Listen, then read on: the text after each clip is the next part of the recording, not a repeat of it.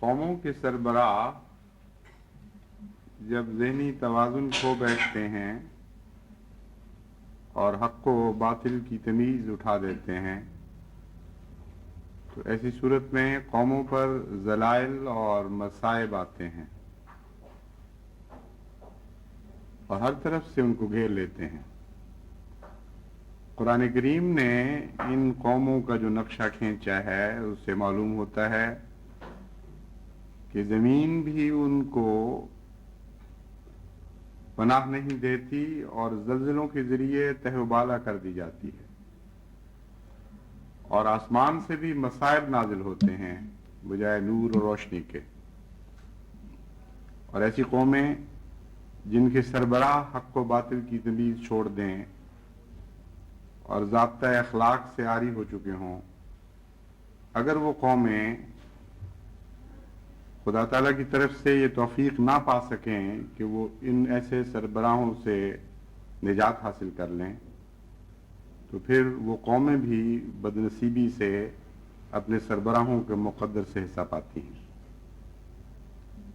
کچھ اسی قسم کے خطرناک اور نہایت ہی تشویشناک حالات آج کل پاکستان میں پیدا ہو رہے ہیں،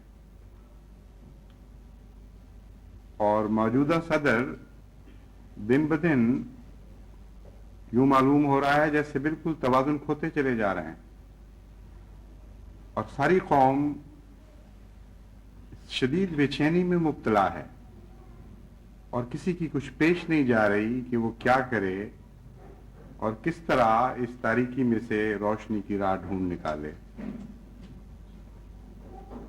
جہاں تک سیاسی حالات کا تعلق ہے ان پر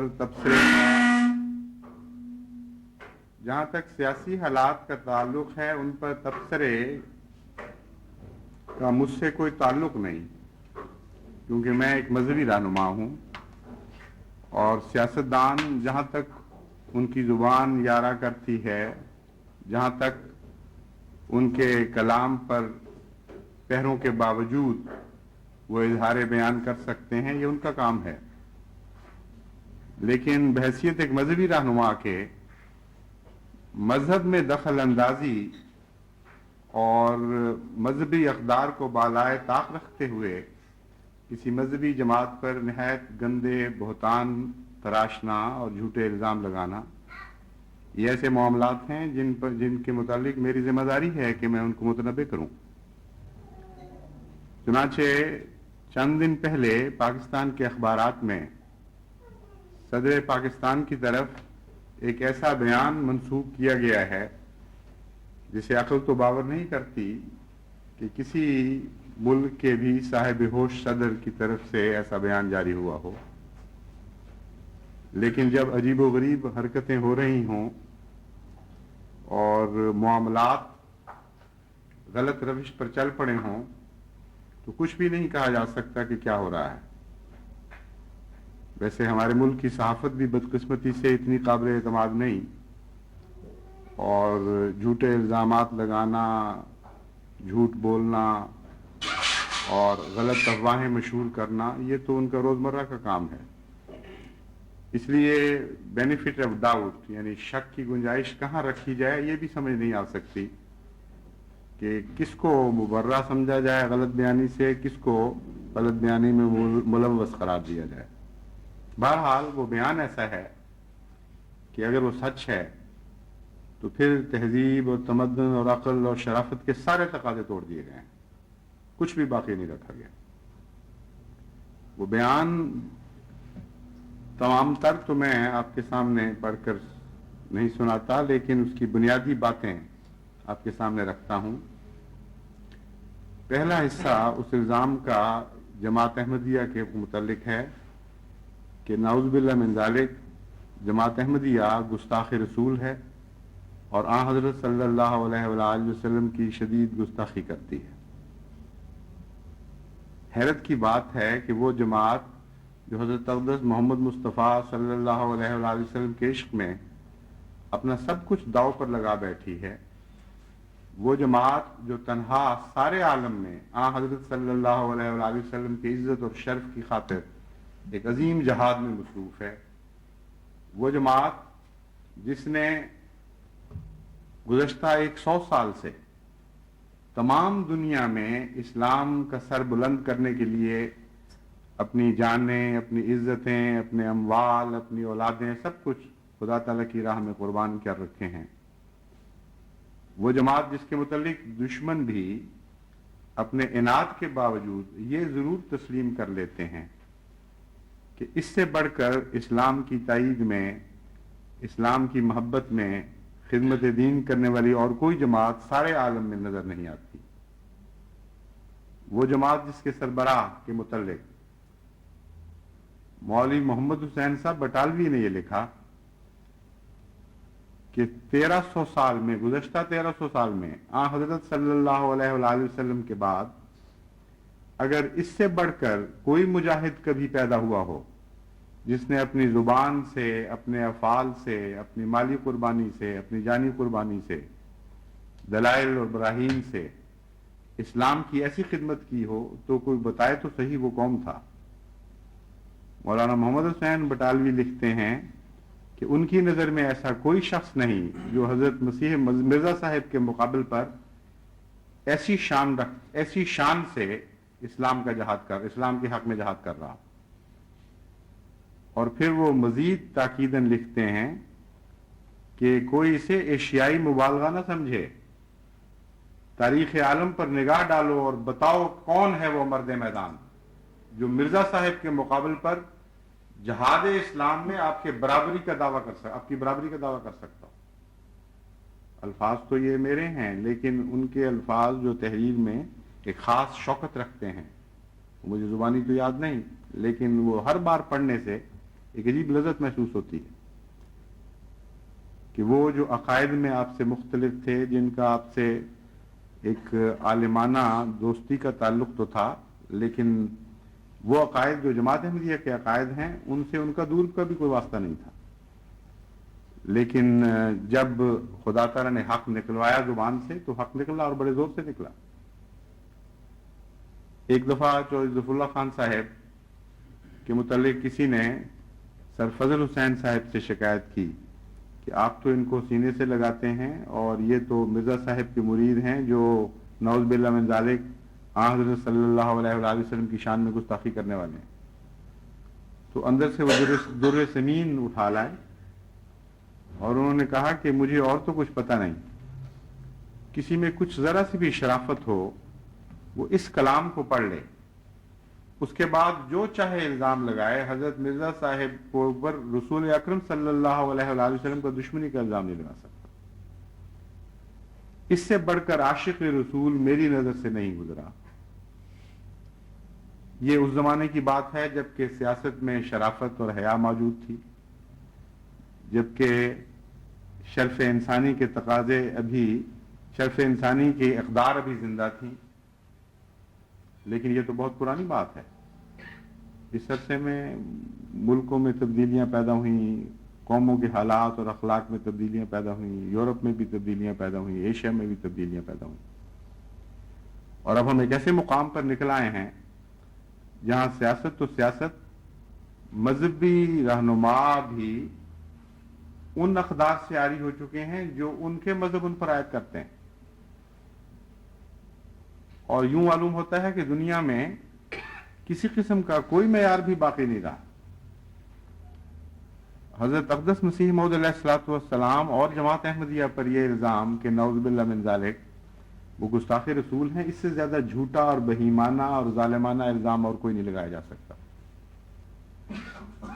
حضرت مسیح موعود علیہ الصلوۃ والسلام ہی نے تو ہمیں عشق محمد مصطفیٰ صلی اللہ علیہ وسلم سکھایا، آپ ہی نے تو ہمیں وہ آداب بتلائے کہ کیسے محبت کی جاتی ہے حضرت اقدس محمد مصطفیٰ صلی اللہ علیہ وآلہ وسلم سے، ہمیں وہ طریق سکھلائے کہ کس طرح جانیں نثار کی جاتی ہیں حضرت اقدس محمد مصطفیٰ صلی اللہ علیہ وآلہ وسلم کے نام پر، ہمیں یہ سمجھایا کہ جان و دلم فدائے جمال محمد خاکم نثار کوچے آل محمد این چشم رواں کہ بے خلق خدا دے ہم یا قطرے ز بحر کمال محمد۔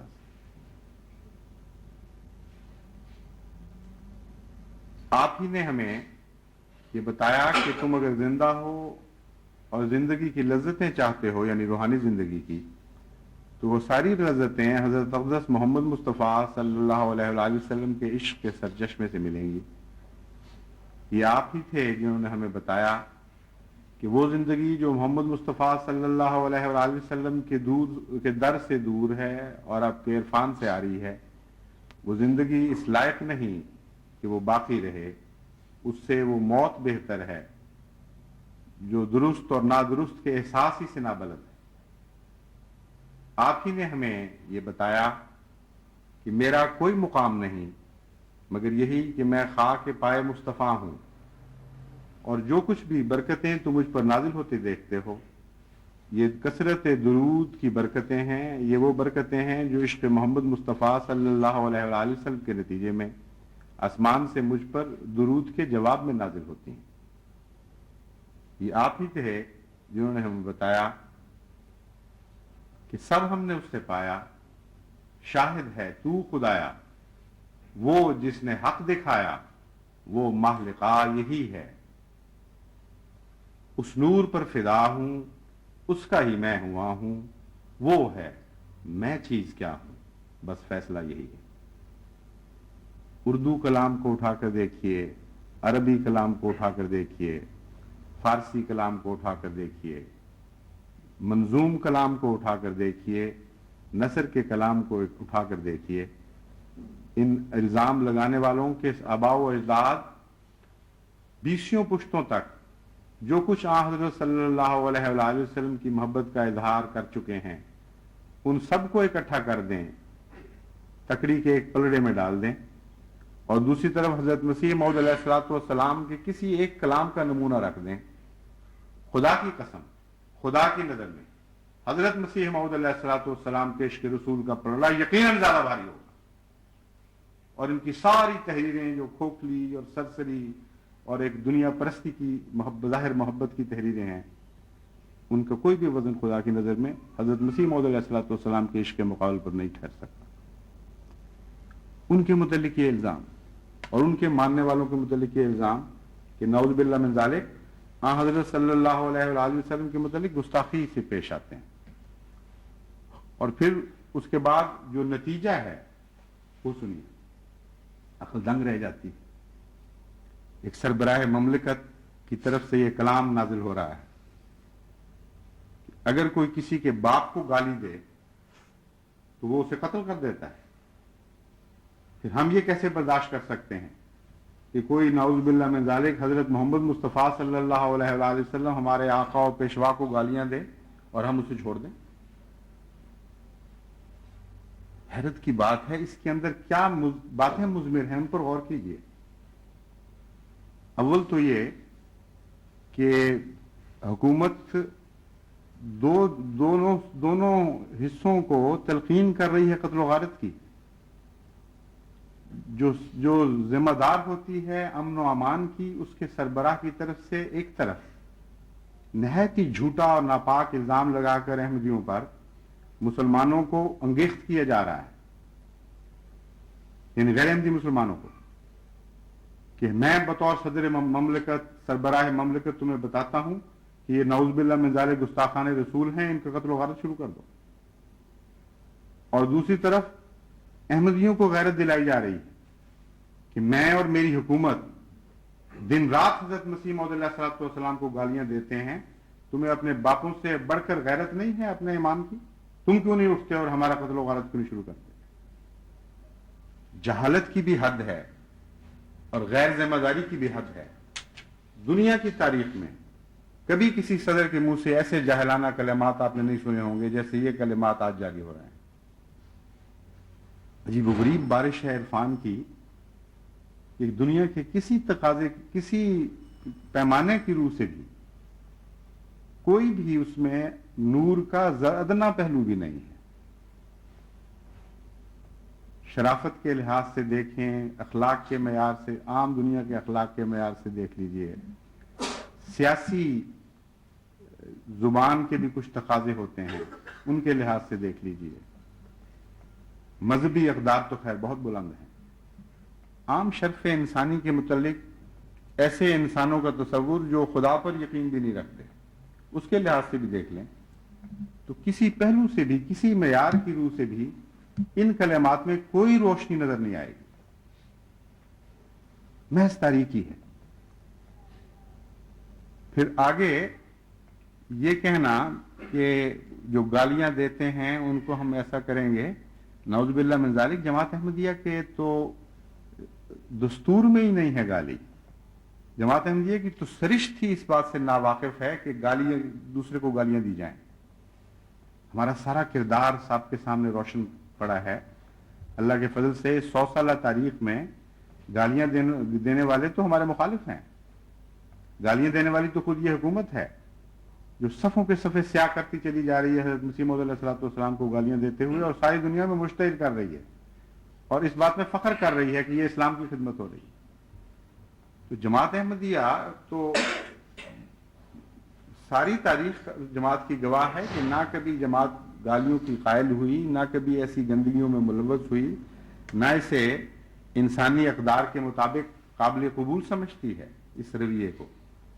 اور جماعت احمدیہ جس مذہب سے وابستہ ہے، جس رسول سے وابستہ ہے، جس آقا و مولا کے عشق کے دعوے کرتی ہے، ان کا دھیان کر کے تو زیب ہی نہیں دیتا کسی احمدی کو کہ وہ گندی گالیوں میں ملوث ہو جائے اور گستاخیوں میں ملوث ہو، کجا یہ کہ حضرت صلی اللہ علیہ وآلہ وسلم کی شان میں گستاخی کرے۔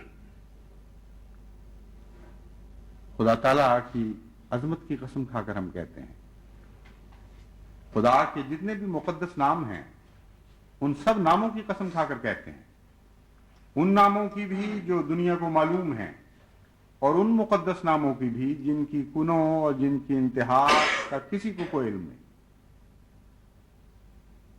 کہ ہم حضرت اقدس محمد مصطفیٰ صلی اللہ علیہ وآلہ وسلم کے سر سے پاؤں تک عاشق ہیں، آپ کے قدموں کی خاک کے بھی عاشق ہیں، اس زندگی پر ہم لعنت بھیجتے ہیں جو حضرت محمد مصطفیٰ صلی اللہ علیہ وآلہ وسلم کے تعلق سے آئی۔ اگر یہ الزام سچ ہے تو اے خدا ہم پر بھی لعنتیں نازل فرما اور ہماری نسلوں پر قیامت تک لعنتیں کرتے چلا، کیونکہ محمد مصطفیٰ صلی اللہ علیہ وآلہ وسلم سے دوری کا ہم کوئی تصور نہیں کر سکتے۔ یہی وہ لعنت ہے جس لعنت کو ہم کسی قیمت پر قبول کرنے کے لیے تیار ہیں۔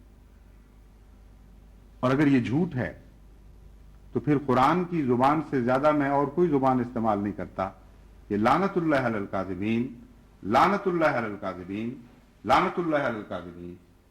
اب یہ آسمان کا خدا بتائے گا اور آنے والی تاریخ بتائے گی کہ آسمان کس پر لعنتیں برسا رہا ہے اور کس پر رحمتیں نازل فرماتا ہے، کس کو عزت اور شرف سے یاد رکھا جاتا ہے اور کس کو ذلت اور نامرادی کے ساتھ یاد رکھا جاتا ہے۔ گالیاں دینا ہمارا دستور تو نہیں، مگر اس ملک میں یہ دستور عام ہے جس ملک میں یہ باتیں کی جا رہی ہیں، اس میں کوئی شک نہیں۔ باپوں کو گالیاں دینے پر قتل تو اب دور کی بات رہ گئی ہے، کسی زمانے میں ہوا کرتے ہوں گے۔ اب تو ماں بہن کی گندی گالی پاکستان کی گلی گلی میں سنی جاتی ہے۔ چنیوٹ کے بازاروں میں آپ پھریے، ان کے گھروں سے بھی یہی آوازیں بلند ہو رہی ہیں، ان کی گلیوں سے بھی یہی آوازیں بلند ہو رہی ہیں۔ جھنگ کے دیہات میں آپ چلے جائیے، وہ اپنے جانوروں کو بھی ماں باپ کی گالیاں دے رہے ہوتے ہیں اور اپنے ماں باپ کو بھی ماں باپ کی گالیاں دے رہے ہوتے ہیں، اور کوئی قتل نہیں کرتا کسی کو۔ یہ تو عام دستور ہو گیا ہے۔ جماعت احمدیہ تو گالیوں کی قائل ہی نہیں رہی، مگر جو گالیوں کے قائل ہیں ان کا بھی مقاب حد سے معاملہ آگے بڑھ چکا ہے۔ اور عجیب بات ہے کہ باوجود اس کے کہ شدید ظلم کیے گئے ہیں جماعت احمدیہ پر اور نہایت ہی گندی زبان استعمال کی گئی ہے حضرت اقدس محمد مصطفیٰ صلی اللہ علیہ وسلم کے عاشق صادق حضرت مسیح موعود علیہ السلام کے خلاف، اس کے باوجود جماعت کو چونکہ صبر کی تلقین ہے، گالیاں سن کے دعا دینے کی تلقین ہے، اس لیے جماعت کے صبر کا پیمانہ بھی خدا بڑھاتا چلا جا رہا ہے، اور خدا تعالیٰ کے فضل سے جماعت احمدیہ کے کسی ایک شخص نے بھی کبھی کسی کو جسمانی نقصان پہنچانے کا تصور بھی نہیں کیا، اس وجہ سے کہ وہ گالیاں دیتا ہے۔ مگر جن لوگوں کے ہاں یہ تصور ہے، جو ان اصولوں کے قائل ہیں، उनके सामने अब खुला इम्तिहान है। मसलन पीछे पाकिस्तान में दाता साहब के दरबार के उर्स के मौका पर लाखों बरेलवी इकट्ठे हुए और बावजूद इसके कि हुकूमत ने हर तरफ पहरे बिठाए रखे थे, सब पहरों को तोड़कर उनसे बेनियाज होकर वो इकट्ठे हुए और हुकूमत की मशीनरी की पेश नहीं जा सकती थी। इतना अजीम अम्बोह था वो इंसानों का। और उस अम्बोह अजीम में दो किस्म की गालियां दी गई। एक, उनको गुस्ताख रसूल करार दिया गया जो जमात अहमदिया को गुस्ताख रसूल कहते हैं, और इतनी शदीद गालियां दी गई हैं देवबंदी और वहाबी और अहले हदीस और हरारी मसलक को, और खुला खुला कहा गया है कि असल खबीस तो ये हैं, असल गंदे लोग तो ये हैं, क्योंकि ये हैं गुस्ताख रसूल। और हजरत मोहम्मद मुस्तफ़ा सल्लल्लाहु अलैहि वसल्लम की शान में हम किसी गुस्ताखी को कबूल नहीं करेंगे और मंजूर नहीं करेंगे। अजीब है खुदा तआला की तकदीर। एक तरफ हुकूमत के करिंदे ये हरारी हमारे ऊपर लगे हुए हैं कि हमें गुस्ताख रसूल करार दें, और दूसरी तरफ अल्लाह ताला की तकदीर और उसके फरिश्ते पाकिस्तान की अक्सरियत को इनके ऊपर लगाती चली जा रही और वो इनको उकसा रहे हैं। यकीनन ये खुदा के फरिश्ते हैं जो उकसा रहे हैं कि उठो और जवाब दो उस मासूम जमात की तरफ से जिनकी जुबानें मैंने रोकी हुई। उठो और सब्र के पैमाने तोड़ दो उस जमात की तरफ से जिनको अपने सब्र के पैमानों की हिफाजत की मैंने तलकीन कर रखी। अजीब निशान है खुदा तआला। सिर्फ यही नहीं बल्कि सदर पाकिस्तान के मुतालिक इतनी गंदी जुबान इस्तेमाल की गई कि सारे पाकिस्तान की तारीख में कभी किसी सदर के मुतालिक छोड़ के किसी गंदे जानवर के मुतालिक भी ऐसी गंदी जुबान इस्तेमाल नहीं की गई। आप तसव्वुर भी नहीं कर सकते कि वो क्या जुबान थी जो वहां इस्तेमाल हुई। और मैं भी नहीं चाहता था कि जब दुनिया को इल्म हो, दुनिया को बताऊं। मुझे तो इस बात की सारे हमें तो सब टेपें मिल जाती हैं, तमाम खबरें पहुंच रही होती हैं, लेकिन मुनासिब नहीं समझता था। लेकिन हमारे आका और मौला पर ऐसा गंदा हमला किया गया, हजरत मसीह मौद अलैहिस्सलाम को गुस्ताख रसूल करार देना हद होती है किसी चीज की। तो मेरी जुबान तो अब भी कोई जवाबन कोई गाली नहीं देगी, मगर मैं उनको ये बताना चाहता हूं कि आपको ये दुनिया किस तरह याद कर रही है, आपके मुल्क के लोग किस तरह याद कर रहे हैं। सिंध की गलियां और सिंध के बाजार और सिंध के खेत और सिंध के वीराने और सिंध की आबादियां आज आपको क्या कह रही हैं, और बलोचिस्तान की जुबान में आपका क्या नाम है, और पंजाब के ये जियाले जो अहले सुन्नत कहलाते हैं, जो इश्क रसूल का दावा करते हैं, उनकी जुबान पर आपके लिए क्या नाम है, इनकी इस तरफ भी निगाह कीजिए। फिर अगर ये बात दुरुस्त है कि जो बाप की को बर्दाश्त नहीं कर सकता, बाप के खिलाफ गुस्ताखी को और कत्ल कर देता है, तो फिर वो देवबंदी, वो वहाबी जो आपको अमीरुल मोमिनीन कह रहे हैं, जो आपको बाप से बढ़कर मुकाम दे रहे हैं आज, उनको फिर ये तलकीन होनी चाहिए कि इनका कत्ल वारत करें। सदर मुमलक की तरफ से खुली इजाजत होनी चाहिए कि एक तरफ तुम मुझे अमीरुल मोमिनीन समझते हो, एक तरफ तुम मुझे इतनी इज्जत दे रहे हो कि वो सारे मसाइल जो दुनिया में कोई हल नहीं कर सका मैंने हल कर दिए। अब क्यों सुन रहे हो मेरे खिलाफ ऐसी गंदी जुबान। फौज की ताकत आपके साथ है, इन अहरारी मुल्लानों की ताकत आपके साथ है। उठें और फिर जवाब दें और अपने इन दावों को सच्चा कर दिखाएं कि जिससे मोहब्बत हो, जिसको बाप का मुकाम दिया जाए, उसके खिलाफ इंसान बाप बर्दाश्त नहीं कर सकता। उस वक्त आप कहां चले गए, आपकी फौजें कहां गई, आपकी पुलिस कहां गई, जबकि लाखों का मजमा नहायत ही गलीज गालियां दे रहा था आपको और आपके चेलों चांटों को। मजाल थी उस वक्त किसी हुकूमत के इदारे के करीब भी फटक सके।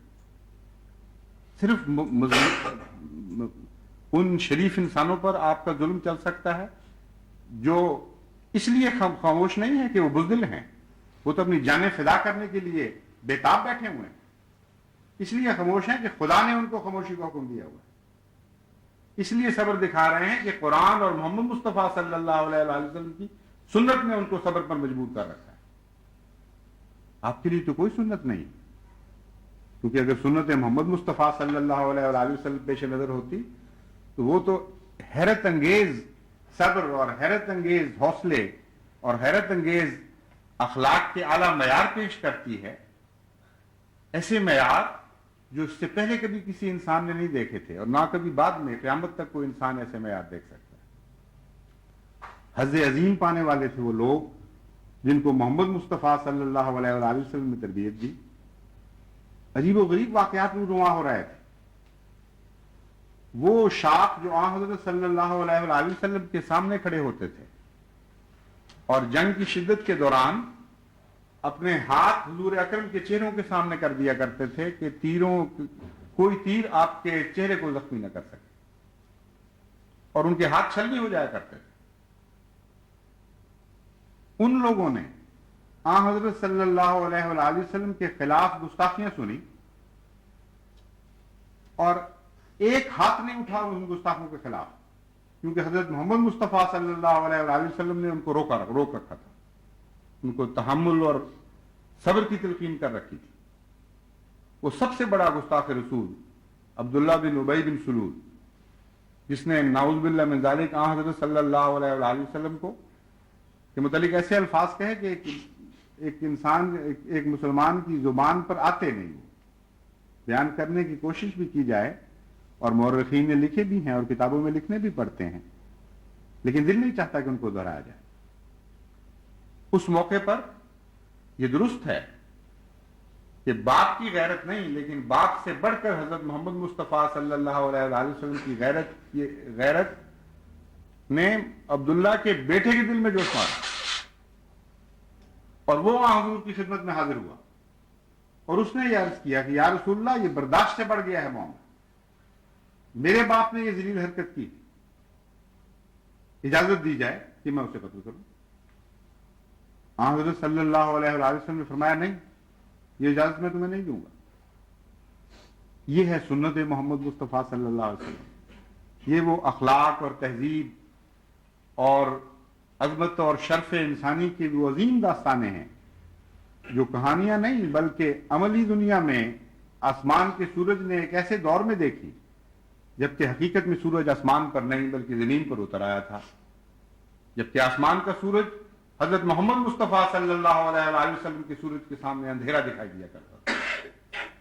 ان سے تو تمہیں کوئی نسبت نہیں، لیکن اپنا وہ ضابطہ حیات جسے تم فخر سے پیش کر رہے ہو، اس پر خود کیوں عمل کر کے نہیں دکھاتے؟ اگر یہ بات درست ہے، ایک صدر پاکستان اہل پاکستان کو اجازت دیتا ہے کہ وہ اپنے باپ کی بے عزتی بھی برداشت نہ کریں اور اپنے محبوب آقا کی بے عزتی بھی کرنے والے کو، یا جس پر الزام بھی لگ جائے کہ وہ بے عزتی کرتا ہے، اس کا قتل و غارت شروع کر دیں، تو پھر سب سے پہلے تو جیسا کہ میں نے بیان کیا ہے، جو لوگ آپ کو امیر المومنین کہتے ہیں ان کو کیوں نہیں اکساتے؟ اور پھر آپ کی اپنی اولاد بھی تو ہے، کیا ان کو باپ کی غیرت نہیں ہے؟ کیا دوسرے رہ گئے ہیں باپوں کی غیرتیں دکھانے والے؟ وہ کیوں نہیں اٹھتے اور ان بریلوی علماء کو قتل کیوں نہیں کرتے جنہوں نے آپ کو گالیاں دی؟ وہ سندھ پر کیوں دھاوا نہیں بولتے جو دن رات آپ کو گالیاں دے رہا ہے؟ وہ مائیں آپ کو گالیاں دے رہی ہیں جن کی گودوں کے بچے چھینے گئے صرف اس لیے کہ انہوں نے سیاست میں آزادی ضمیر کا تقاضا کیا تھا۔ وہ باپ گالیاں دے رہے ہیں جن کے معصوم ان کے ہاتھوں سے نکل گئے، وہ بیوائیں گالیاں دے رہی ہیں جن کے خامند چھینے گئے، وہ بچے گالیاں دے رہے ہیں جو خود یتیم رہ گئے اور بے دردی سے ان کے سینوں پر گولیاں چلائی گئی، صرف اس لیے کہ وہ آزادی ضمیر کا تقاضا کر رہے تھے۔ وہ یہ تقاضا کر رہے تھے کہ ہمیں اپنے وطن میں آزاد رہنے دیا جائے۔ سارا بلوچستان گالیاں دے رہا ہے، پاکستان کی بھاری اکثریت جو اہل سنت ہے وہ مذہبی نقطہ نگاہ سے گالیاں دے رہی ہے، اور سارا پاکستان بحیثیت مجموعی دن رات شدید بغض اور عناد میں مبتلا ہے۔ بس نہیں چل رہا کسی کا کہ کس طرح اس ظالمانہ حکومت سے چھٹکارا حاصل کریں۔ تو آپ کی اولاد تو بہرحال جسمانی اولاد ہے، اگر روحانی نہیں تو جسمانی اولاد تو موجود ہے۔ آپ کے بیان کیے ہوئے اصول کے مطابق ان کو تلواریں ہاتھ میں لے کر نکل جانا چاہیے، پھر جب تک بس چلے کبھی سندھ میں جا کر قتل و غارت شروع کر دیں، کبھی بریلیوں پر حملہ بول دیں اور ان کا قتل و غارت شروع کر دیں، کبھی بلوچستان میں، کبھی پنجاب کی گلیوں میں خون بہائیں، یہ پھر ان کے لیے تو لاہ عمل ایک بڑا کھلا کھلا آپ نے پیش کر دیا، لیکن جھوٹ کے پاؤں نہیں ہوتے. یہ محض ایک فساد پھیلانے والی باتیں ہیں، اس سے زیادہ کوئی ان میں حقیقت نہیں. اس لیے نہ خود یہ عمل کریں گے اس پر، نہ ان کی اولاد اس پر عمل کرے گی، اور وہ غیرت کے تقاضے جو خود پیش کر رہے ہیں ان پر اپنے بچے پورے نہیں اتریں گے کبھی. میں چیلنج کرتا ہوں، کر کے دکھائیں. سراسر سے پاؤں تک جھوٹ ہی جھوٹ ہے. کوئی حیا نہیں رہی کہ وقت کے امام کے متعلق جس کو خدا نے اپنے ہاتھوں سے قائم کیا ہے اس کے متعلق زبانیں کھلتی چلی جا رہی ہیں اور کوئی کنارہ نہیں ہے ان کی بے حیائی کا. جماعت احمدیہ تو خدا تعالیٰ کے فضل سے ایک والی رکھتی ہے، ایک ولی رکھتی ہے. جماعت احمدیہ کا ایک مولا ہے، اور زمین و آسمان کا خدا ہمارا مولا ہے. لیکن میں تمہیں بتاتا ہوں کہ تمہارا کوئی مولا نہیں. خدا کی قسم، جب ہمارا مولا ہماری مدد کو آئے گا تو کوئی تمہاری مدد نہیں کر سکے. خدا کی تقدیر جب تمہیں ٹکڑے ٹکڑے کرے گی تو تمہارے نام و نشان مٹا دیے جائیں گے، اور ہمیشہ دنیا تمہیں ذلت اور رسوائی کے ساتھ یاد کرے گی. اور حضرت مسیح موعود علیہ الصلوۃ والسلام، عاشق محمد مصطفیٰ صلی اللہ علیہ وسلم کا نام ہمیشہ روز بروز زیادہ سے زیادہ عزت اور محبت اور عشق کے ساتھ یاد کیا جایا کرے گا.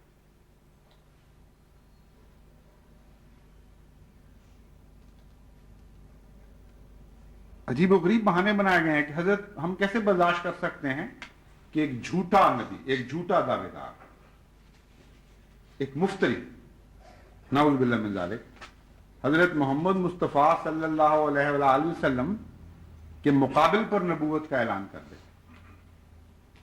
جو شعر میں نے ابھی پڑھ کے آپ کو سنائے ہیں، جو نظم و نثر حضرت مسیح موعود علیہ الصلوۃ والسلام کی ہزارہ صفحات پر مشتمل ہے، اس کو کوئی پڑھ کر وہم و گمان بھی نہیں کر سکتا کہ اس ذات کے متعلق یہ ایسا ناپاک حملہ کیا جا سکتا. بالمقابل ایک نبوت کا دعویٰ کیا. آپ نے تو وہی دعویٰ کیا ہے جو تمہارا اپنا بھی ایمان ہے کہ ایسا ضرور ہو کر رہے. آپ کا تو یہ دعویٰ ہے کہ میں وہ امام مہدی ہوں جس کو حضرت محمد مصطفیٰ صلی اللہ علیہ وآلہ وسلم کی پیشگوئیوں کے مطابق اس زمانے میں بھیجا گیا. اور امام مہدی از خود تو نہیں بن جایا کرتے، یہ لوگوں کے کہنے سے تو نہیں کوئی امام مہدی بن جایا کرتا. امام تو ہوتا ہی وہی ہے جس کو خدا کھڑا کرے، جسے خدا خود مقرر فرمائے، جس پر الہام نازل کرے کہ میں تجھے زمانے کا امام مقرر کرتا ہوں. اگر وہ نہیں ہے تو دوسرے اماموں کے منہ پر تھوکتا بھی کوئی نہیں. دو کوڑی کی بھی حیثیت نہیں ہے ان اماموں کی جن کو دنیا والے آج خود بنا لیا کرتے ہیں. وہ امام ہیں عزت کے لائق اور شرف کے لائق جن کو خدا مقرر کیا کرتا ہے. تو امام مہدی کیسے ہوں گے؟ ان کا مقام کیا ہوگا؟ جن کو خدا خود مقرر فرمائے گا اور جن کا ماننا تمام امت پر لازم قرار دے دے گا. یہ دو خواص ہیں امام مہدی کے. بتاؤ تو صحیح، کیا ان خواص کا حامل کبھی دنیا میں غیر نبی بھی پیدا ہوا؟ سارے مذہب کی تاریخ میں سے ایک نکال کے دکھا دو ایسا شخص جس کو خدا نے خود مقرر فرمایا ہو، اور ایسا شخص جس کے انکار کو کفر قرار دے دیا گیا. یہی تعریف ہے نبوت کی. تم خود یہ دونوں باتیں امام مہدی میں مانتے ہو، لیکن اتنی جرت نہیں ہے، صداقت کے ساتھ ایسی وابستگی نہیں ہے کہ روشنی کو روشنی کہہ سکو اور اندھیرے کو اندھیرا کہہ سکو. جب تک تمہارے اندر امام مہدی کے آنے کا تصور موجود ہے، تم جھوٹ بولو گے اگر حضرت مرزا صاحب کے متعلق یہ الزام لگاؤ گے کہ نعوذ باللہ من ذالک حضرت صلی اللہ علیہ وآلہ وسلم کے مقابل پر کسی نبوت کا دعویٰ کیا. آپ نے تو ایک جگہ یہ لکھا کہ مجھے خالی نبی نہ لکھا کرو، جب لکھو امتی نبی لکھو، کیونکہ میری ساری شان حضرت محمد مصطفیٰ صلی اللہ علیہ وآلہ وسلم کی غلامی اور آپ کی امت میں سے ہونے میں سے ہے. پھر دوسری جگہ فرماتے ہیں کہ اگر میرے اعمال کو ہمالہ کے برابر بھی ہوتے اور میں حضرت محمد مصطفیٰ صلی اللہ علیہ وآلہ وسلم سے وابستہ نہ ہوتا تو خدا ان سارے اعمال کو اور مجھے اٹھا کر جہنم میں پھینک دیتا. اس کی کوئی بھی قدر نہ رہتی، کیونکہ جب سے حضور اکرم صلی اللہ علیہ وآلہ وسلم کا نور ظہور پذیر ہوا ہے، اس کے بعد سے وہی قبول کیا جائے گا جو محمد مصطفیٰ کے رستے سے आसमान की बादशाहत में दाखिल होता है। इसी को वसीला कहते हैं। ऐसे अकीदे रखने वाले पर नाउज़ुबिल्लाह मिन ज़ालिक ये इल्जाम कि वो मुकाबिल की किसी नबूवत का दावेदार है, सरासर झूठ है, सर से पांव तक झूठ है। जहां झूठ के मामले में कोई आर ही बाकी न रही हो तो फिर जो ठीक है, जो चाहो कहते चले जाओ, मगर हकायक को तो झूठ नहीं बदला करते। ये कहने के बाद फिर आखिरी बात ये फरमाई गई है इस बयान में, जो सदर पाकिस्तान की तरफ मंसूब किया गया है कि हम तो ये बर्दाश्त नहीं कर सकते, इसलिए अब तुम्हारे लिए दो ही रास्ते हैं, या तो मुल्क छोड़ जाओ और या फिर सीधी तरह कलमा पढ़ के मुसलमान बन जाओ, तो हम तुम्हें छाती से लगा लें। कोई एक भी राग इस बयान की सीधी नहीं। हम मुहावरा सुना करते थे, ऊंट रे ऊंट तेरी कौन सी कल सीधी, लेकिन ये मुहावरा ही था। हमने तो हर चीज पर गौर किया, कोई ना कोई सीधी कल नजर आ जाया करती थी, लेकिन ये बयान आज ऐसा मेरी नजर से गुजरा है कि इसकी कोई भी कल सीधी नहीं। मुल्क से निकल जाओ। मुल्क कोई लोगों के बापों की जागीरें तो नहीं हुआ करते। मुल्क तो कौम का इज्तिमाई सरमाया होता है। मुल्क से कौन किसको कैसे निकाल सकता है? पाकिस्तान उन पाकिस्तानी हिंदुओं का वतन है जिन्होंने पाकिस्तान के लिए कुर्बानियां भी दी, जिनके आबाओ अजदाद ने कुर्बानियां दी, जो आज भी जब पाकिस्तान को खतरात दरपेश होते हैं, सफ़े अव्वल के मुजाहिदीन बनते हैं। कोई एक भी अहमदी नहीं होता जो गद्दारी कर जाए मुल्क से। उनके मुतालिक ये कहा जा रहा है कि वतन छोड़ जाओ। तुम हो लगते क्या हो इस मुल्क के वतन छोड़ जाओ? कोई हैसियत अपनी साबित करो, बताओ कि तुम्हें किस तरह इस मुल्क जागीर में विरसे में मिला था कि अहले वतन को वतन से निकालने का हक रखते हो। अगर वतन से निकालने का किसी के मुतालिक कोई हक है किसी को, तो फिर उन लोगों को निकालना चाहिए जो पाकिस्तान की पेरी बनाने नहीं देना चाहते थे, जो कायदे आजम को काफिर आजम कहते थे, जो ये कहा करते थे कि किसी मां ने वो बच्चा नहीं जाना जो पाकिस्तान बना के दिखा दे या पाकिस्तान की पेरी बना के दिखा दे, जो ये कहा करते थे कि जो बनेगा पलीदिस्तान बनेगा, पाकिस्तान नहीं बनेगा, जो हिंदू कांग्रेस की सरबराही किया, हिंदू कांग्रेस की गुलामी के ऊपर फख्र किया करते थे और ये ऐलान किया करते थे कि मुसलमान का सिर्फ इतना काम है कि सियासत में कुर्बानी दे और फिर जो कुछ हासिल करे, जो मुल्क उसके नतीजे में हाथ में आए, वो हिंदू अक्सरियत के हुजूर पेश कर दे और यही उसका काम है, और फिर वो अल्लाह अल्लाह में मसरूफ हो गया। ये वो चेले चांटे थे हिंदू कांग्रेस के, ये उनके नस्बुल अहम थे। इनका तो हक है कि उस वतन में आके ठहरें जिसको अहमदी ने अपना खून देकर बनाया, और अहमदी का हक नहीं है कि उस वतन में रहे। कोई कुछ तो अकल का पास होना चाहिए, इतना तो नहीं कि कुल्लियतन अकल को ऐसी छुट्टी दे दी जाए कि करीब भी ना फटकने दिया जाए, हर बात को उलट कर दिया जाए। अब ये पाकिस्तान अहमदियों को कहा जा रहा है कि वतन छोड़ दो, और फिर अगली बात वरना कलमा पढ़ लो, इन्ना लिल्लाहि व इन्ना इलैहि राजिऊन। कलमा पढ़ने के नतीजे में तो मारे जा रहे हैं बेचारे। इस जुर्म में तो वो सजाएं दिए जा रहे हैं कि कलमा क्यों पढ़ते हैं। इसी जुर्म की सजा पादाश में जेलें भर रहे हो तुम कि अहमदी कलमा क्यों पढ़ते हैं और सियाहियां फिरवा रहे हो। ये वो इस्लामी हुकूमत है जो पाकिस्तान इस्लाम के नाम पर कायम की गई थी और अब इस्लाम ही के नाम पर कलमे मिटाने पर में लगी हुई है। हर डाक में ऐसी इत्तलाएं आती हैं कि हुकूमत के करिंदे जिनको हुकूमत के अफसरान ने मजबूर किया है हुक्मन जाते हैं और बाज़ दफा रोते हैं वहां अहमदियों के सामने कि हम मजबूर हैं, हमें हमारी नौकरी का सवाल है।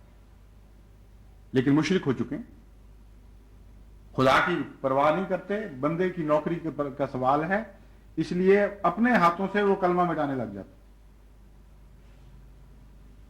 तो कलमा मिटाने वाले तो तुम हो। کلمے کو سینے سے لگانے والے تو ہم ہیں، اور ہمیں کون سا کلمہ پڑھوانا چاہتے؟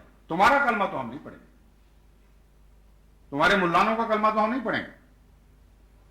ہماری زبانیں گدی سے کھچوا لو اگر کھچوانے کی طاقت ہے، ہماری گردنیں کاٹ دو اگر کاٹنے کی طاقت ہے، ہمارے اموال تلف کر دو اگر تلف کرنے کی طاقت ہے، مگر خدا کی قسم محمد مصطفیٰ کا کلمہ پڑھیں گے اور تمہارا کلمہ نہیں پڑھیں گے. ایک بھی احمدی ماں یا بیٹا نہیں ہے، ایک جوان یا بوڑھا نہیں ہے جو محمد مصطفیٰ کے کلمے کو چھوڑ کر کسی صدر مملکت، کسی سربراہ حکومت کا کلمہ پڑھ لے. اس لیے ان سے کلمے پڑھواؤ، ان کو چھاتیوں سے لگاؤ جن کو تمہاری چھاتیوں سے لگنے کی پرواہ ہے، جو مرتے ہیں کہ کسی طرح تمہاری چوکھٹ تک پہنچے اور سجدے کریں تمہاری حکومت کو. ہمیں تو ان چھاتیوں کی کوئی پرواہ نہیں، جن چھاتیوں میں جھوٹ ہے، جن چھاتیوں میں بغض ہے، جن چھاتیوں میں کوئی انسانی قدر باقی نہیں رہی. ہم کیسے محمد مصطفیٰ صلی اللہ علیہ وآلہ وسلم کی غلام کی چھاتی کو چھوڑ کر تمہاری چھاتی سے لگنا گوارا کریں؟ کیسی دھمکی ہے، کیا لالچ ہے؟ اس قوم کو تو چھاتی سے لگاتے نہیں جو تمہارے نزدیک وہی کلمہ پڑھ رہی ہے جو تم پڑھ رہے ہو. اس قوم کی عزت سے تو کھیل رہے ہو، جس قوم سے تمہارا کوئی مذہبی اختلاف نہیں ہے. وہ کون سی چھاتیاں تھیں جن کو تم نے چھلنی کیا سندھ میں، جن کو بلوچستان میں چھلنی کیا، جن کو پنجاب اور صوبہ سرحد میں چھلنی کیا؟ کیوں کیا؟ کیا وہ کلمہ نہیں پڑھتی تھیں جو تم سمجھتے ہو کہ تم پڑھتے ہو؟ پھر کس جرم اور کس سزا میں تم نے ان پر یہ مظالم روا رکھے اور بعض گلیوں کو خون سے بھر دیا؟ بڑوں کے خون لیے، بچوں کے خون لیے، جوانوں کے خون لیے، عورتوں کو شدید اذیت ناک مصیبتوں میں، قیدوں میں مبتلا رکھا اور ان کی بے عزتیاں کروائی گئیں. اس اسلامی حکومت میں تم یہ کہہ رہے ہو کہ ہماری چھاتی سے لگو کلمہ پڑھ کر. کلمہ پڑھ کر تو ہم چھاتی پہ لگنے کے اہل نہیں رہتے، ہم تو جیلوں کے قابل ہو جاتے ہیں.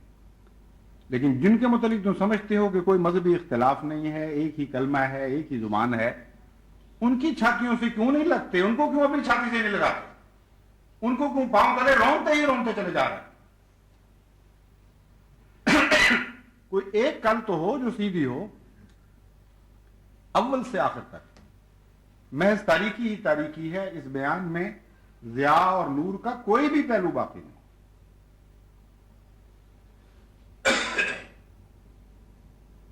اللہ تعالیٰ ایک غیرت رکھتا ہے اپنے پیاروں کے لیے. اللہ تعالیٰ مظلوموں کی حمایت کیا کرتا ہے، خصوصاً ان مظلوموں کی جن کے متعلق خدا جانتا ہے کہ سوائے اس کے کہ میری خاطر یہ دکھ دیے جا رہے ہیں اور کوئی انہوں نے جرم نہیں کیا. اس لیے اگر خدا کا کوئی ایمان اور کوئی یقین دل میں باقی ہے تو خوف رکھو اور جانو کہ تم کہاں تک پہنچ چکے ہو اور کس حد سے آگے بڑھ رہے ہو. لیکن مجھے تو یہ محسوس ہوتا ہے کہ خدا کی کوئی غیرت، خدا کا کوئی خوف باقی نہیں ہے. اگر غیرت ہوتی تو فرضی طور پر جن کے اوپر الزام لگائے جا رہے ہیں کہ نعوذ باللہ من ذالک یہ گستاخ رسول ہیں، ان کے اوپر تو تمہارے غصے جوش پکڑ رہے ہیں اور غیظ و غضب کی ہنڈیاں ابل رہی ہیں. لیکن وہ جو دعویٰ کرتے ہیں کہ ہاں ہم حضرت محمد مصطفیٰ صلی اللہ علیہ وسلم کو نعوذ باللہ من ذالک جھوٹا سمجھتے ہیں، ان کی چھاتیوں سے لگ رہا ہے. وہ ہندو ہیں جو خدا کے بھی قائل نہیں، یعنی اس خدا کے قائل نہیں جو قرآن پیش کرتا ہے. فرضی جھوٹے خدا ہزاروں لاکھوں کی تعداد میں انہوں نے بنائے ہوئے ہیں. ان میں سے کوئی فوت ہو جائے تو کئی دن سوگ منائے جاتے ہیں ملک میں، ان سے مسافہ کرنے میں فخر کیا جاتا ہے. وہ عیسائی جو حضرت صلی اللہ علیہ وآلہ وسلم کو مفتری قرار دیتے ہیں، ان کی چھاتیوں سے لگتے ہو، ان کے ہاتھ کی روٹی کھاتے ہو، ان سے خیرات مانگتے ہو اور فخر سے اعلان کرتے ہو کہ ان عیسائی ممالک نے ہمیں اتنی خیرات دینے کا اعلان کر دیا. کہاں جاتی ہے اس وقت غیرت محمد مصطفیٰ صلی اللہ علیہ وسلم؟ غیرت کے اظہار کے لیے عشاق رسول ہی رہ گئے ہیں صرف. جو دشمنان رسول ہیں، جو کھلم کھلا گالیاں دیتے اور جھوٹا اور مفتری سمجھتے ہیں، ان کے لیے تمہاری کوئی غیرت جوش میں نہیں آتی. اور جو خدا کے دشمن ہیں ان کی چھاتیوں سے کبھی جا کے لگتے ہو. وہ چینی جو معززین آتے ہیں وہ تو خدا کی ہستی کے قائل ہیں، کوئی غیرت نہیں ہے خدا. اس لیے ان باتوں کے پیش نظر مجھے یہ یقین کرنے کی کوئی بھی وجہ نہیں کہ ایسے لوگ خدا یا رسول کی محبت یا سچی غیرت رکھتے ہوں، کیونکہ ان کا عمل ان غیرتوں کو جھٹلا رہا ہے. کوئی بھی واسطہ نہیں رہنے دیتا ان کے ساتھ. اس لیے پھر کس کا واسطہ ہم تمہیں دیں؟ کس کے خوف سے ڈرائیں؟ اس کے خوف سے جس کا خوف بالائے طاق رکھنے کے بعد تم ان حرکتوں پر آمادہ ہوئے. اس کی محبت کا واسطہ دیں جس کی محبت سرے سے تمہارے دلوں میں داخل ہی نہیں ہوئی. لیکن پھر بھی تم مانو یا نہ مانو، قرآن کا کلام جس طرح پہلے سچا تھا اس طرح آج بھی سچا ہے. جس طرح آج سچا ہے اس طرح کل بھی سچا ثابت ہوگا. فرعین کے مظالم اور بڑے بڑے بد کردار اور متکبرین کے مظالم کا ذکر کرتے ہوئے قرآن کریم کئی قسم کی آفات کا ذکر کرتا ہے جنہوں نے ایسے لوگوں کو گھیر لیا، جو زمینی بھی تھیں اور سماوی بھی تھیں. کچھ ایسی بھی تھیں جن میں بندوں کا دخل نہیں تھا اور محض وہ آسمان سے نازل ہوئیں یا زمین سے پھوٹی، اور کچھ ایسی بھی تھیں جن میں بندوں کا بھی دخل تھا اور بندوں کو استعمال کیا گیا. ان کا ذکر کرتے ہوئے قرآن کریم آئندہ کے بارے میں ایک ایسی پیشگوئی فرماتا ہے جو بعین ہی ان حالات پر پوری لگتی ہوئی دکھائی دیتی ہے. ایک کہنے والے کی زبان سے قرآن کریم یہ کہلاتا ہے وَيَا قَوْمِ إِنِّي أَخَافُ عَلَيْكُمْ يَوْمَ التَّنَادِ، کہ اے میری قوم، میں تم پر ایک ایسے عذاب سے بھی ڈرتا ہوں جو تمہیں آ لے گا، جس کی شکل صورت یہ ہوگی کہ اہل وطن ایک دوسرے کو تمہارے خلاف مدد کے لیے پکاریں گے. یوم التناد تناد اس کو کہتے ہیں جب شور پڑ جائے اور واویلا شروع ہو جائے، اور وہ لوگ جو پاکستان پنجاب کے دیہات سے خصوصاً واقف ہیں ان کو علم ہے، خصوصاً جھنگ وغیرہ کے علاقے میں اگر رات کو کوئی چوری ہو جائے تو یا کوئی اور آفت پڑ جائے تو لوگ زمیندار چھتوں پر نکل جاتے ہیں اور واویلا شروع کر دیتے ہیں اور سارے ملک کو اپنی مدد کے لیے پکارتے ہیں ظالم کے خلاف. چنانچہ وہ آواز جہاں پہنچتی ہے پھر وہ آگے آواز چل پڑتی ہے، پھر وہ اس سے آگے چل پڑتی ہے، پھر وہ اس سے آگے چل پڑتی ہے، اور جہاں جہاں وہ آواز پہنچتی ہے لوگ گھروں سے نکل کر جو ان کے ہاتھ میں آتا ہے وہ لے کر نکل کھڑے ہوتے ہیں کہ ایک مظلوم کی مدد کے لیے چلیں. تو اس کو کہتے ہیں یوم التناد. معلوم ہوتا ہے عرب بھی اس دستور سے واقف تھے کیونکہ یہ عربی محاورہ استعمال کیا گیا ہے. تو ایسا واقعہ گزشتہ کسی فرعون کے زمانے میں تو پیش نہیں آیا. آپ تاریخ اٹھا کر دیکھ لیجئے، کبھی کسی فرعون کے زمانے میں یہ واقعہ پیش نہیں آیا، نہ حضرت موسیٰ کے زمانے میں آیا ہے، نہ اس کے علاوہ کسی اور تاریخ میں ہمیں ذکر ملتا ہے. اور ہے بھی مستقبل کا صیغہ معلوم، اور قرآن کی بات تو لازماً پوری ہونی. فرمایا گیا ہے وَيَا قَوْمِ إِنِّي أَخَافُ عَلَيْكُمْ يَوْمَ التَّنَادِ. اور تناد کا ایک مطلب یہ بھی ہے کہ جو کسی ظالم کے خلاف دوسری قوموں کو اپنی مدد کے لیے پکارتے ہیں. یہ تو بہت ہی خوفناک منظر ہے. اس لیے تمہیں قرآن پر یقین ہو یا نہ ہو، تم خدائی تقدیر کے قائل ہو یا نہ ہو، جماعت احمدیہ تو خدا کی ہستی پر اس طرح یقین رکھتی ہے کہ دن کے سورج پر اس سے کم یقین رکھتی ہے اور اپنے وجود پر اس سے کم یقین رکھتی ہے. ہم جانتے ہیں کہ اگر کوئی قابل یقین قابل ایمان ہستی ہے تو صرف خدا واحد لا شریک ہے، اور ہر وہ دوسری چیز جو ایمان کے لائق ہے وہ اس کے واسطے سے ایمان کے لائق ہے. وہی ہے، واحد ہے، لا یموت ہے، احد ہے اور غالب ہے اور قہار ہے اور غیور ہے اور منتقم ہے. ہم ایک ایسے زندہ خدا پر ایمان رکھتے ہیں جس کے مقابل پر کوئی چیز غالب نہیں آ سکتی.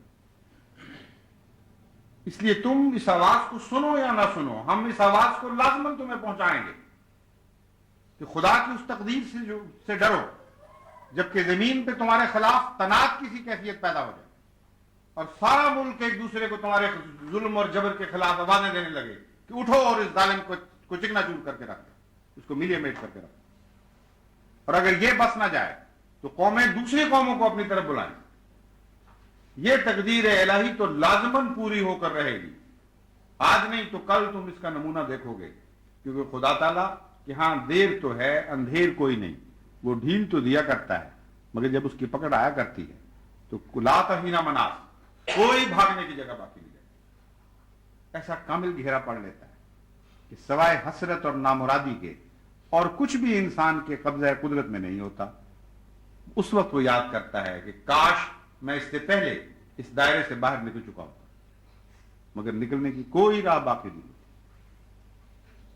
لیکن افسوس ہے ان قوموں پر جو ایسے وقت تک انتظار کریں کہ جب کہ خدا کی تقدیر ایسی غضبناک ہو چکی ہو کہ ان سربراہوں کے ساتھ قوموں پر بھی خدا کی ناراضگی کا عذاب ٹوٹ پڑے۔ ہمیں دعا کرنی چاہیے کہ اللہ تعالیٰ ہمارے پاک وطن کو، ہمارے پیارے وطن کو ان شدید مصائب اور مظالم سے نجات بخشے، کیونکہ جیسا کہ میں نے بار بار یہ کہا ہے، ہماری ایک حیثیت تو عالمی ہے، یعنی ایک مسلمان کی حیثیت سے ہم ایک عالمی دین رکھتے ہیں، ایک عالمی وطن رکھتے ہیں، لیکن مختلف حیثیتیں انسان کی ہوا کرتی ہیں۔ ایک حیثیت پاکستانی احمدیوں کی پاکستانی کی بھی ہے، اور پاکستان کا سب سے زیادہ سچا پیار اگر کسی کو ہے اہل وطن میں سے تو ہم یقین سے کہہ سکتے ہیں کہ وہ احمدی کو ہے۔ اس لیے فکر کریں، دعا کریں کہ اللہ تعالیٰ ظالموں کے ہاتھ مزید ظلم سے روک دے اور ایسے دن نہ دکھائے ہمیں کہ ان کا ظلم پھر ساری قوم پر تاریکی بن کر ٹوٹ پڑے اور تاریکی کے اندر جو آفات کھول دی جاتی ہیں آسمان کی طرف سے، ہر قسم کی بلائیں جو باہر نکل آیا کرتی ہیں اپنی کمین گاہوں سے، وہ بلائیں اس قوم کو گھیر لیں۔ اللہ ہمیں وہ دن دیکھنا نصیب نہ فرمائے، اور اگر وہ دن آئے تو اللہ تعالیٰ اپنی خاص تقدیر سے جماعت کو ہر آفت اور ہر بلا سے محفوظ رکھے۔ گزرے ہوئے 100 سال کی تاریخ گواہ ہے، سائے کی طرح سایہ فگن ہم پہ خدا ہے۔ گزرے ہوئے 100 سال کی تاریخ گواہ ہے، سائے کی طرح سایہ فگن ہم پہ خدا ہے۔